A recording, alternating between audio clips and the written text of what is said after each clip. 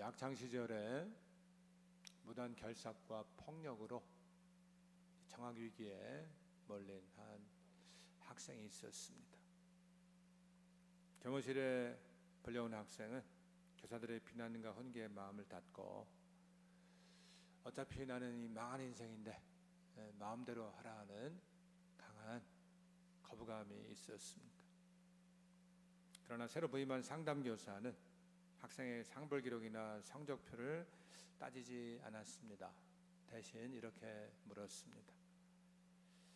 매일 그렇게 화가 나고 반항해야만 너 자신을 지킬 수 있을 만큼 그동안 얼마나 마음이 외롭고 힘들었니?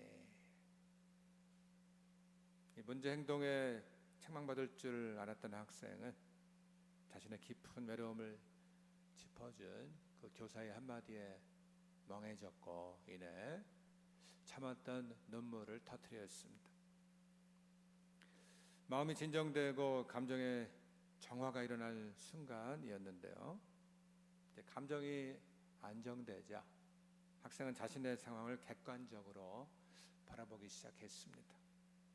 내가 언제까지 이렇게 살 수는 없지 않은가 생각의 전환이 일어나고 또 스스로 공부를 시작하겠다는 자발적 의지가 생겨났습니다. 이 학생은 이후 학업에 매진하고 대학과 대학원에 진학하면서 교육학 박사학위를 취득하고 방황하는 청소년들을 돕는 대학 교수가 되었습니다. 인간의 뇌 구조와 작용을 들여다보면 이렇게 감정이 왜 생각과 의지를 움직이는지 그 열쇠인지 명확히 알 수 있습니다. 위험이나 자극이 들어왔을 때 이 대뇌피질의 감정을 담당하는 이 편도체는 이성을 담당하는 전두엽보다도 전달받는 속도가 빠릅니다. 이성적인 판단이 내리기도 전에 마음이 먼저 반응하는 이유인 것이죠. 감정이 불안하거나 거세게 흔들릴 때는 전두엽으로 가는 통로가 닫힙니다. 흔히 말하는 이성을 잃는 상태가 되지만 마음이 공감받고 정서적으로 안정되면 전두엽이 활성화되면서 객관적인 사고와 합리적 수용이 가능하게 되는 것입니다. 이어서 생각이 바뀌면서 억지로 시켜서 하는 의지가 아닙니다. 마음속에서 동기부여가 되고 자발적 의지가 스스로 샘솟아나게 되는 것입니다. 여러분, 사람은 영혼 육으로 구성되어 있습니다. 우리가 예수님을 믿는 순간 성령님이 임하시면서 우리가 의식하지 못해도 가장 먼저 새로워지는 것이 우리의 영입니다. 그러나 영이 거듭났다고 해서 성품이나 생각, 삶의 태도가 금방 달라지는 것이 아니죠. 따라서 우리의 혼의 영역, 영혼 육 가운데서 이 혼의 영역이 새로워져야 하는 것입니다. 로마서 12장 2절 전반절에 보세요. 너희는 이 세대를 본받지 말고 오직 마음을 새롭게 함으로 변화를 받아 그랬는데 바로 여기에서 혼, 이것이 바로 우리의 마음, 이것을 뜻하는 것입니다. 이 혼이라는 것은 생각과 감정과 의지를 말하는 것인데요. 놀라운 것은 이 가운데 감정을 먼저 터치해야만 그 사람의 생각과 의지도 달라지게 되어진다는 것이죠.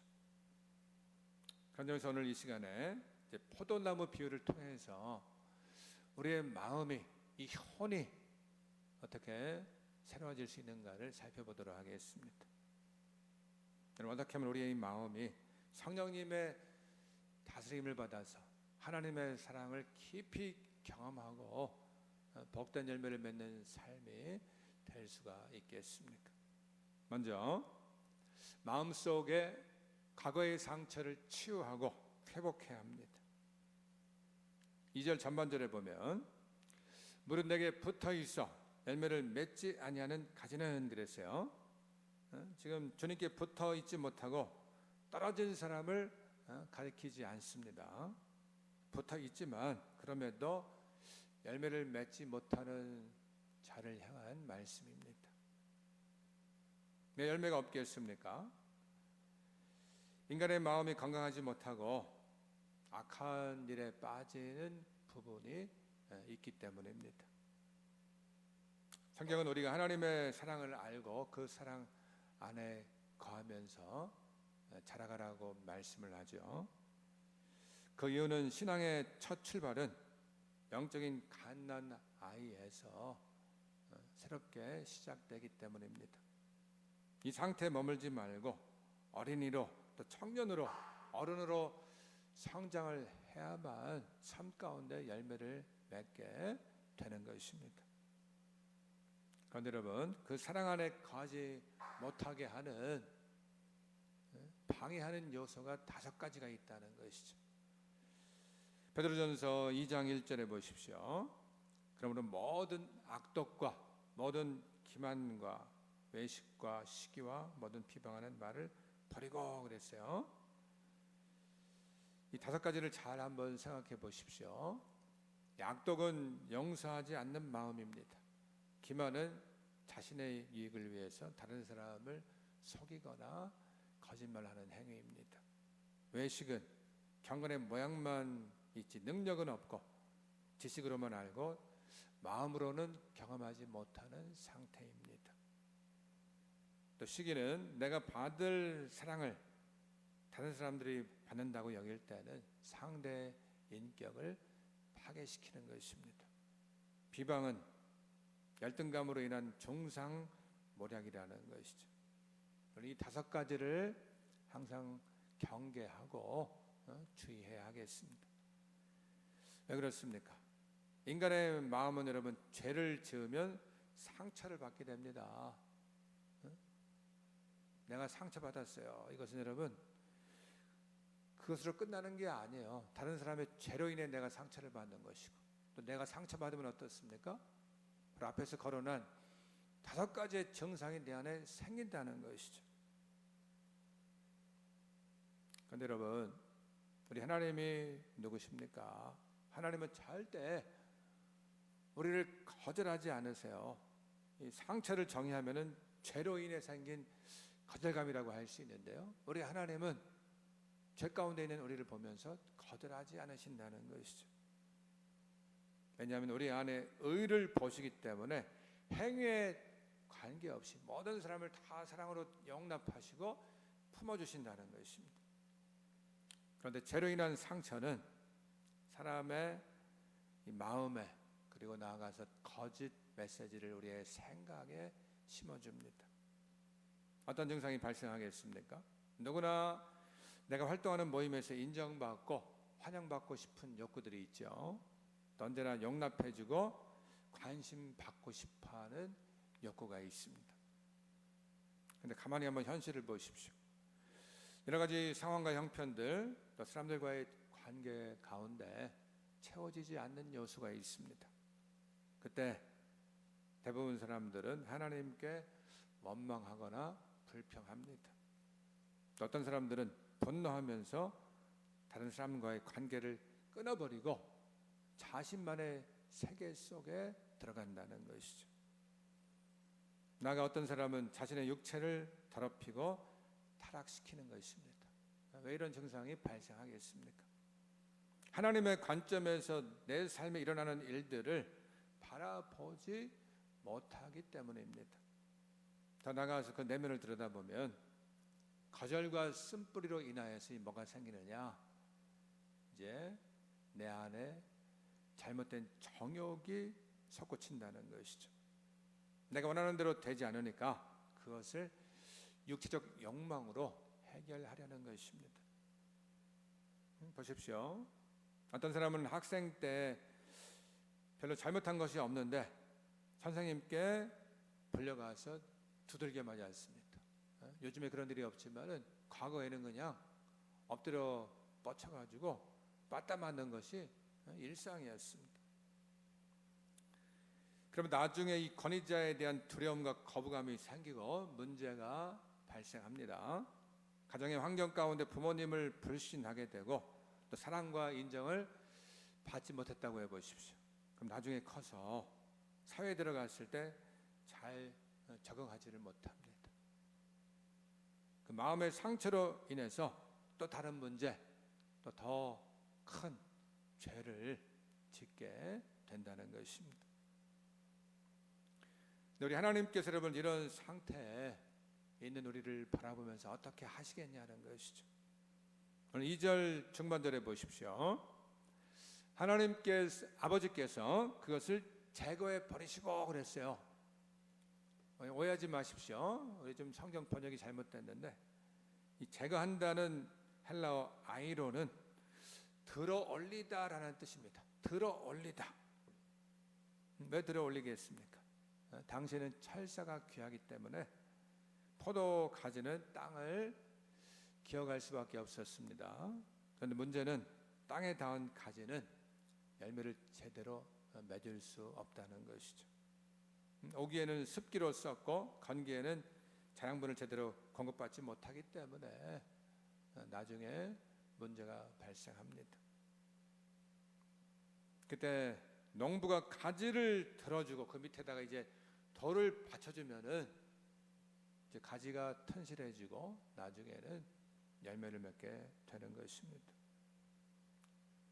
여러분 하나님께서 무엇을 하신다는 말씀이겠습니까? 우리를 바라보시면서 너희 이 과거의 삶이 너무나 고통스럽고 아파하고 정말로 힘들었구나.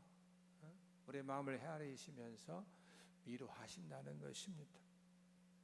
그러므로 내 안에 상처 속에 갇혀 있지 마시고 나를 다루어 가시는 그 하나님의 손길을 발견하시기 바랍니다. 하나님께서는 우리가 상처와 고통으로 아파할 때 우리를 그냥 두시지 않는다는 것이죠. 나의 과거의 문제, 그 아픔과 고통과 상처를 아시고 회복의 길로 이끌어 주시는 분이십니다. 아멘. 그때 여러분 어떻게 해야 되겠어요? 우리가 말씀을 읽고 또 설교 말씀을 듣고 이런 서적을 읽고 또 기독교 영상을 보면서 내 마음에 상처가 생각이 나고 드러날 때 가만히 있지 마시고 그것을 아낌없이 다 하나님께 토해내고 끄집어내고 고백하라는 것이죠. 성령님이 역사하신다는 것입니다. 성령으로 그 상처를 씻어내시고 우리의 마음을 새롭게 하시기를 간절히 축복합니다. 여러분 이 성령님의 다루심에 반응하지 않으면 자꾸만 인간은 세상의 것을 내 마음에 채우려고 한다는 것이죠. 마침내 타락과 방종으로 치달을 수밖에 없습니다. 그것으로 내 상처를 채울 수 있다고 여기기 때문이죠.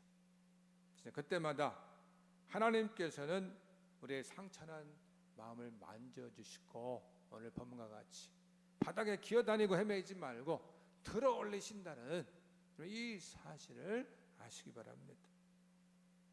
세상 여러 가지 상황들이 여러분 다가올 때 갑자기 내 마음에 내가 생각지도 않았던 상처 아픔이 끌어오를 때가 있어요. 어떻게 해야 되겠습니까?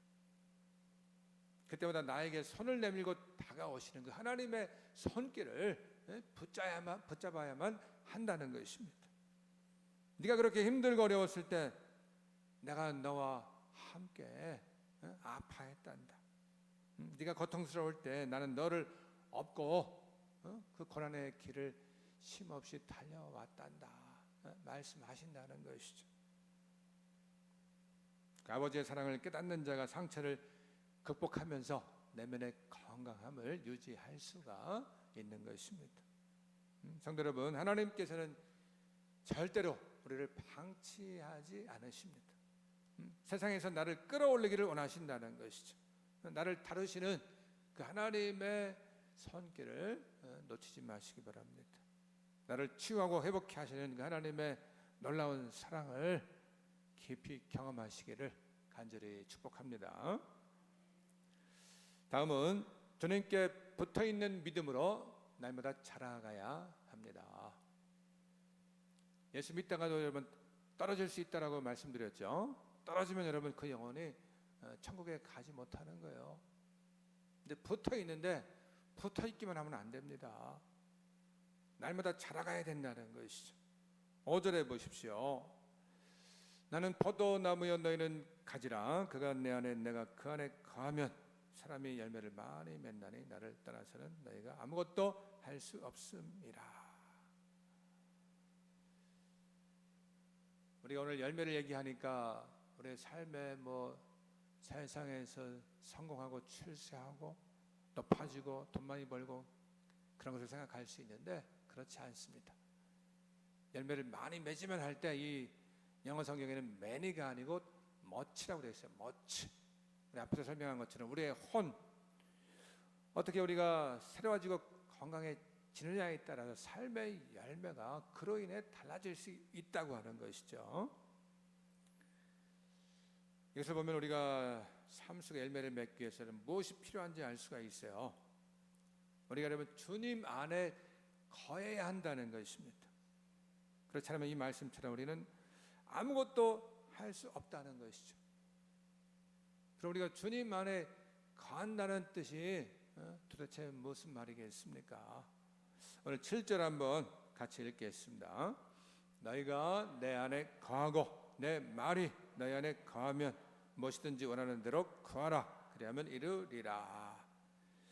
주님께 붙어 있다는 것은 우리가 주님의 말씀 안에 거하는 거예요. 거하는 게 뭐예요? 말씀 안에 살아가는 것입니다. 내가 순간순간 주님 안에 말씀 안에 살아갈 때 내 삶의 전체적으로 내 생각과 감정과 의지가 변화가 되어지면서 주께서 원하시는 삶을 살아내게 된다는 것이죠. 근데 우리는 어디에 더 관심을 기울이고 있습니까? 주님께서 나에게 무엇을 더 허락하실 것인가? 내가 원하는 것을 먼저 주님께 구할 때가 있다는 것이죠. 만일 내가 말씀 안에 거하지 않고 있는데 세상의 일들이 잘 되고 나의 뜻대로 되어진다고 해보십시오. 그것이 여러분 복이라고 말할 수 있겠습니까? 그것은 위험한 상태고 영적인 위기의 모습이 아닐 수 없을 것입니다. 앞에서 살펴본 것처럼 악독, 기만, 외식, 시기, 비방에 빠지면 주님의 말씀 안에 거하지 못하게 돼요. 붙어있는 게 여러분 말씀 안에 거하는 거라고 그랬죠? 주님 앞에 나와서 주일 성수하고 예배드리는 게 붙어있는 게 아닙니다. 여러분 말씀 안에 거해야 되는 거예요. 그렇지 못하면 그 영혼육이 메마르는 상태가 될 수 있다는 것이죠. 말씀 안에 거하면서 하나님의 그 뜻을 깨닫고 내 마음이 새로워지고 적용할 수 있어야 되는데 그렇지 못하면 그 영적인 상태가 메마르게 된다는 것이죠. 그래서 여러분 영적으로 우리가 자라나고 성장하기 위해서는 무엇이 필요하겠습니까? 베드로전서 2장 2절에서 3절 보십시오. 가난 아기들 같이 순전하고 신령한 젖을 사모하라. 이는 그로 말미암아 너희로 구원에 이르도록 자라게 하려 함이라. 너희가 주의 인자하심을 맛보았으면 그리하라 그랬어요. 여기 인자하심 그랬죠. 인자하심. 하나님의 사랑, 우리를 향한 그 불쌍히 여기시는 주님의 사랑을 말씀하는 것입니다. 이 사랑을 알 때 우리가 순전하고 신령한 이 젖이라는 것은 주님의 의의 말씀을 가리키는 것입니다. 여러분, 우리 예수님을 믿으면 우리 안에 이제 우리의 모든 죄를 용서하신 그리스도의 의가 우리 안에 들어와 있습니다.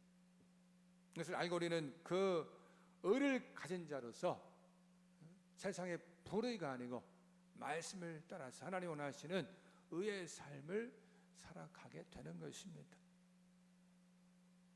성경에 보십시오. 이것을 경험하고 놀랍게 쓰임받은 사람들이 많이 있는데 예를 들어서 여러분 기드온을 보십시오.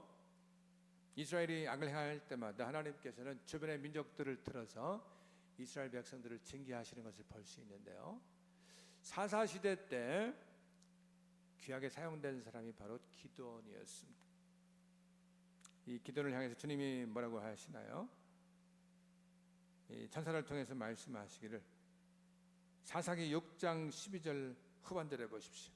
큰 용사여 여호와께서 너와 함께 계시도다 하매 그랬어요. 주를 믿는 자이기 때문에 네가 그 믿음만 가진다고 한다면 너는 큰 용사다, 이 확신을 가지라고 말씀하는 것입니다. 그런데 이 기드온이 처음에는 어떻게 반응했습니까? 주님, 나의 집은 므낫세 중에 극히 약하고 나는 또 내 아버지 집에서 가장 작은 자입니다. 저는 못합니다. 할 수 없습니다. 그런 뜻입니다. 이것은 겸손이 아니죠. 겸손은 하나님이 나를 보는 관점에서 나의 연약함을 인정하고 고백하는 것이지, 이 고백은 뭡니까? 지금 하나님 앞에서 그냥 난 할 수 없다고 지레 겁을 먹고 두려움으로 변명하고 있는 것입니다. 지금 하나님께서는 그 기드온의 행위를 보고 말씀하지 아니하셨습니다. 기드온 안에 있는 그 하나님을 향한 의를 보시고 그를 큰 용사로 부르셨다는 것이죠. 그래도 이제 못 믿으니까 어떻게 했습니까? 이후에 이제 양털 시험을 통해서 하나님께서 확실한 증거를 보여주시고 기드온은 내가 이제 큰 용사로 사용될 수 있겠구나, 하나님의 함께하심을 깨닫게 되었습니다. 자기 스스로는 어떻게 여겼습니까? 자신은 이 보리떡이라고 하는 보잘것없는 하찮은 자화상이었지만 나중에 그가 몰래 잠입해서 염탐을 할 때 뭘 듣게 되었습니까? 적군이 그것은 기드온의 칼날이다라고 하면서 보리떡이 아니고 칼날이라는 자기 자화상을 회복하면서 나중에 이 미디안 족속과의 싸움에서 승리하는 것을 볼 수가 있습니다. 오늘날 우리도 마찬가지입니다. 하나님께서 우리에게 주신 이 그리스도의 의를 보지 못하고 내 행위만 보면 늘 우리는 거절감이 들고 넘어질 수밖에 없습니다. 거절하는 이유는 뭐냐? 그 안에 내 안에 이 죄와 두려움이 있기 때문인 것이죠. 내 행위를 보니까 어떻습니까? 내가 보기에도 온전함이 없어요. 그러니까 그냥 스스로 좌절하고 부끄럽고 절망하는 것밖에 없습니다. 하나님이 나와 함께 하심을 모르고 또 하나님이 없다고 생각하니까 하나님이 실제 살아 계셔도 그 주님을 신뢰하지를 못하는 것입니다. 여러분, 인간의 마음은 세상의 것을 추구하며 욕심적인 가치관을 따르는데 점점 익숙해지고 있습니다. 이것을 우리가 극복하지 못하고 수용하다 보면은 주님께 붙어 있지만 그 가지는 병이 들고 만나는 것이죠. 병이 든 가지는 열매를 맺을 수가 없는 것입니다. 여러분, 우리는 주님께 붙어 있어서 또 말씀을 따라 그리스도의 장성한 분량으로 자라가시기를 소망합니다. 그리스도의 의를 가진 자는 전반적으로 뚜렷한 특징이 나타난다는 것입니다. 나를 용납하신 주님으로 인하여서 이제 죄에서 거절감이나 부끄러움이 아니고 자유함을 누린다는 것이죠. 하나님과의 관계에서 더 이상 형벌이나 정죄를 두려워하지 않습니다. 삶의 시련 속에서도 세상이 줄 수 없는 평안함과 담대함과 확신을 가진다고 하는 것이죠. 물론 나는 부족한 상태이지만 그것을 알면서도 하나님의 자녀로 삼아주신 그 은혜가 너무나 귀하기 때문에 절대 주님만을 의지하면서 날마다 소망으로 확신 가운데 감사함으로 살게 되는 줄로 믿습니다. 그래서 진정한 믿음은 내가 주님께 지금 붙어 있으면서 어떻게 살고 있느냐, 내 삶으로 드러내는 것입니다. 그럼 나의 연약함을 보지 마시고 내 속에 있는 그리스도의 의를 보시기 바랍니다. 죄인이지만 예수님을 믿고 이제 우리는 의로운 하나님의 자녀가 되어졌습니다. 그래서 우리의 정체성이라는 것이죠. 말씀 안에서 영적으로 담대하고 또 강건하게 자라가시기를 간절히 축복합니다. 그 다음은 아버지의 사랑 안에 거하며 열매가 풍성해야 합니다. 2절 후반절에 보면은 물은 열매를 맺는 가지는 더 열매를 맺게 하려 하여 그것을 깨끗하게 하시느니라 그랬어요. 깨끗하게 한다는 표현을 잘 유의하시기 바랍니다. 이것은 열매를 잘 맺을 수 있도록 잔가지를 쳐주면서 가지치기 하는 모습을 연상할 수 있습니다. 농촌에서는 이제 이른 봄에 가지치기를 하고 나중에 또 한 번 하는데 그 이후에 잔가지가 생겨나면 또 그것을 가지치기 해주는데 이것을 육손 딱이라고 일명 부릅니다. 이후에도 가지에 달리는 열매가 풍성해지는 것은 저절로 되어지지 않습니다. 여러분 지난주에 제가 마트에 가봤더니요 여러 가지 과일들을 둘러보는데 포도를 보니까 다른 이제 과일도 올해 농사가 잘 안 된다고 하지만은 알이 굵고 튼실해야 되는데 알이 작으니까 듬성듬성 이렇게 포도가 맺혀져 있는 것을 볼 수 있었습니다. 튼실하지가 않습니다. 농부는 열매를 맺을 때 더 풍성히 맺게 하기 위해서 여러분 하는 일이 있음을 아시기 바랍니다. 그것이 뭐냐면은 어느 정도 알이 이제 조금씩 커지면서 열매가 생기면 어떻게 하느냐? 그 모든 짜잘한 열매들을 그냥 두면은 열매가 풍성해질 수가 없어요. 그래서 짜잘한 이 열매들은 다 솎아냅니다. 나중에 이 열매들이 공간이 있으니까 커지면서 튼실한 열매가 된다는 것이죠. 또 무엇을 하냐면은 바닥에 빛이 들지 않으면은 바닥에 비닐을 깔아가지고 이 빛이 반사되어서 포도의 밑부분에도 이제 빛을 받아 자라게 한다는 것이죠. 이것을 누가 합니까, 여러분? 농부가 하잖아요, 농부. 근데 오늘 서두에서 이 농부를 누구라고 말씀하고 있어요? 하나님이라고 말씀하고 있다는 것이죠. 하나님이 뭘 해주셨습니까? 앞에서 살펴본 것처럼 우리의 마음의 상처를 치유하고 회복하시고 또 날마다 주님께 붙어 있어가지고 말씀 안에 우리를 자라나게 하신다는 거예요. 또 한 가지가 있는데 여러분 바로 반사하는 것입니다. 우리 마음을 들여다보면은 부정적인 것도 반사하고 긍정적인 것도 반사를 합니다.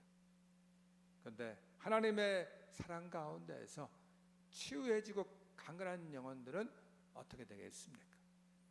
부정적인 것이 있어도 그것을 회복해서 긍정적 모습으로 반사를 하게 된다는 것입니다. 그런데 치유되지 못할 때는 어떻게 되겠습니까? 부정적인 것을 그냥 그대로 반사한다는 것이죠. 아담과 하와를 보십시오. 그들이 선악과를 따먹으니까 죄가 들어가서 아직 회복이 되지 못한 상태 뭐라고 했습니까? 창세기 3장 10절에 보세요. 이르되 내가 동산에서 하나님의 소리를 듣고 내가 벗었으므로 두려워하여 숨었나이다. 자신 안에 그 수치심, 두려움, 거절감이 그대로 여러분 드러나지 않습니까? 이것이 바로 인간의 연약함이요 누구나 가지고 있는 죄된 본성인 것입니다. 그런데 여러분 인간의 연약함은 여기에서 끝나지 않습니다. 이 연약함이 죄에 넘어지면 악함이 되어진다는 것이죠. 그래서 우리 넘어지지 말고 성령으로 우리가 순종할 때 악함이 아니고 선함의 삶이 되어지는 것입니다. 그러므로 우리가 어떻게 하면 성령 안에서 선한 삶이 될 수 있겠습니까? 여러분 성경에 나오는 제자들의 이 모습을 보십시오. 주님께서는 이미 이들에게 뭐라고 말씀을 하셨습니까? 오늘 3절 보세요. 3절 같이 읽겠습니다. 너희는 내가 일러준 말로 이미 깨끗하여졌으니 그랬어요. 이미 제자들은 주님과 늘 동행하고 주님과 함께 있으면서 그 영적 상태는 이미 회복되어지고 깨끗해졌다는 것입니다. 이미 죄에서 떠났습니다.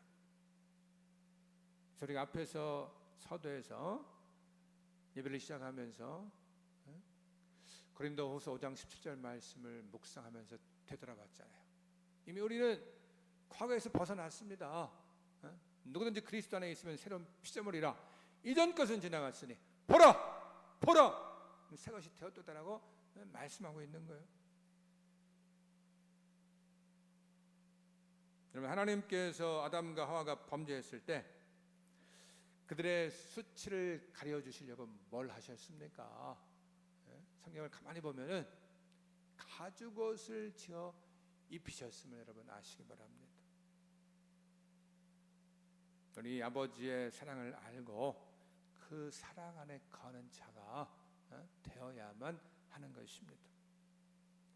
가정에서 보십시오. 자녀들이 학교나 직장생활이 힘들 때 과거의 그 부모의 뒷바라지나 환경에 대해서 탓하는 모습을 볼 수가 있습니다. 그런데 그때 얼마나 그 부모가 자식을 위해서 헌신하고 사랑했는지를 깨닫게 되어지면 이제 자세가 달라지죠. 더 성실해지고 삶에 임하는 자세가 하루하루 새로워지는 것을 볼 수가 있습니다. 우리도 마찬가지인 거예요. 로마서 5장 8절에 보십시오. 우리가 아직 죄인 되었을 때 그리스도께서 우리를 위해 죽으심으로 하나님께서 우리에게 대한 자기의 사랑을 확증하셨느니라 그랬어요. 오늘 9절도 보십시오. 아버지께서 너를 사랑하신 것 같이 나도 너희를 사랑하였으니 나의 사랑 안에 거하라. 아멘. 하나님 아버지께서 여러분 예수님을 통해서 우리의 연약함과 죄성을 십자가에서 이미 해결하셨습니다. 이 놀라운 주님의 사랑 안에 거하시길 바랍니다. 그러한 자는 다시는 죄악 가운데 넘어지고 어둠에 속하지 않고 빛 가운데서 하나님께서 원하시는 소망과 비전을 붙들고 살게 되는 것입니다. 그 결과가 무엇이겠습니까? 오늘 8절에 보십시오. 너희가 열매를 많이 맺으면 내 아버지께서 영광을 받으실 것이요 너희는 내 제자가 되리라. 아멘. 우리 열매를 맺되 풍성한 열매, 그래서 하나님께 영광이 되어진다는 것입니다. 여러분, 이 세 가지를 기억하시기 바랍니다. 주님께서 나를 끌어올리시고 들어올리시고 또 나를 붙들어서 이 가지에 붙어있게 하시면은 점점 자라나게 된다는 것이죠. 이어서 무엇이 필요합니까? 영적 능력을 공급받아서 그 주님의 사랑의 빛을 통해서 삶의 최선을 다하게 되니까 이어서 이제 삶의 열매, 세상의 열매들은 따라오게 되는 것입니다. 모세는 나일강에 벌어졌던 기억과 애굽 왕궁에서 이방인으로 자란 정체성의 상처를 품고 있었습니다. 거절감과 불안을 아는 채 자신의 힘과 이성만을 의지해서 동족을 구원하려 했습니다. 결국 감정이 정화되지 않은 상태에서 혈기와 조급함으로 애굽 감독관을 죽이지 않습니까? 동족에게 마저 외면당한 채 광야로 도망쳐서 40년 동안의 깊은 실패와 열등감 속에 살고 있었습니다. 이후 80세가 됐을 때 마음이 완전히 마비된 이 모세 앞에 하나님께서 찾아오시죠. 그러면서 다짜고짜 출애굽의 사명에 대해서 말씀하지 않으셨습니다. 먼저 백성의 고통과 이 모세의 아픔을 내가 이미 보고 듣고 알고 있다. 그 마음을 헤아려 주셨습니다. 이때 모세가 자신의 두려움과 이 자격지심을 쏟아낼 때 주님은 다 들어주시고 품어 주셨습니다. 그러면서 그 마음속 깊은 곳에 있었던 이 80년 묵은 깊은 상처와 불안들이 정화되어지고 깨끗하게 씻어질 수가 있었습니다. 이 마음이 치유되자 어떻게 됩니까, 여러분? 생각의 틀이 달라졌잖아요. 그 전까지는 저는 못 갑니다. 제가 어떻게 이스라엘 백성들을 출애굽시킬 수 있습니까? 할 수 없다고 하는 무능한 노인이었습니다. 근데 여기에서 이제 하나님이 함께 하시는 존재라고 하는 확신을 가지고 객관적인 수용이 자기 마음속에 받아들여졌다는 것이죠. 도망치려고 했던 이 마음 대신에 이제 스스로 하나님의 지팡이를 붙잡고 애굽으로 향하는 자발적 의지가 생겨난 것입니다. 결국 자신의 상처를 따뜻하게 어루만짐 받은 이 모세는 광야 40년 동안의 불평하는 이스라엘 백성들을 어떻게 했습니까? 늘 그냥 틈만 나면 일만 생기면 원망 불평하는 백성들을 무사히 저 가나안으로 인도하는 지상에서 가장 온유함이 큰 자가 되었다라고 말씀하고 있습니다. 네, 그렇습니다. 모세는 처음에는 못한다고 했지만 이후에는 회복되어진 이후에 이스라엘 백성들을 출애굽시키는 귀한 사명을 감당할 수가 있었습니다. 그렇습니다, 여러분. 연약한 인생을 내가 주장할 때는 제 가운데 늘 그냥 상처와 두려움과 거절감뿐이죠. 그러나 주님과 동행하면 세상에 줄 수가 없는 평안과 확신과 기쁨이 넘쳐나게 되는 것입니다. 여러분, 혹시나 내 삶이 주님을 멀리하거나 외면하는 그 상황에 처해 있지는 않으십니까? 주님 앞에 도망가지 마시고 정직하게 주님을 대면하시기 바랍니다. 나를 아시는 주님, 나의 과거의 모든 고통과 아픔과 상처를 아시는 주님께 의탁하십시오. 그 주님의 사랑 안에 거하시고 그 연약함을 강건함으로 바꾸시는 은혜를 깊이 경험하시기를 소원합니다. 그래서 우리 모든 인생 가운데서 주님의 계획을 성취하시고 풍성한 열매를 맺는 삶으로 나가시기를 간절히 축복합니다.